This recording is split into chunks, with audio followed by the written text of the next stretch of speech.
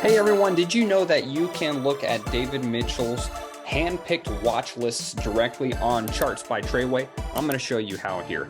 You can see we're at the chart screen here, and we're just going to go over to the Watch tab right here. And we're going to click on this drop down right over here. And you can see on the bottom right, under the System section, we have DM stocks, spreads, options, cover calls, all the good stuff. Those are your David Mitchell watch lists right there. So these are updated about monthly. And so you can see all the stocks in here. They're already vetted for fundamentals. So that part you don't have to worry about anymore.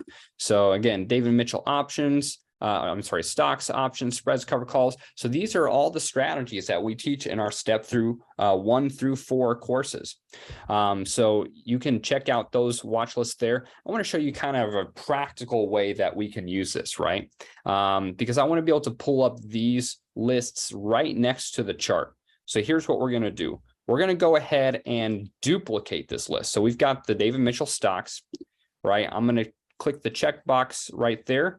I'm going to highlight all of them. I want to make sure they're all highlighted. Now I'm going to come here. I'm going to click this little plus folder sign, right? Add symbols to newly create a watch list. It's going to put all of these in a new watch list for me. And I can simply call this like DM stocks list, right? So DM stocks list, I'm going to create new, and that's going to make a new personal watch list.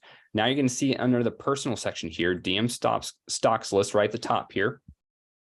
Come over here to the chart page, and there it is. It's already right there. I can select from all the personal watch lists I have, but DM stocks list is already in there right now.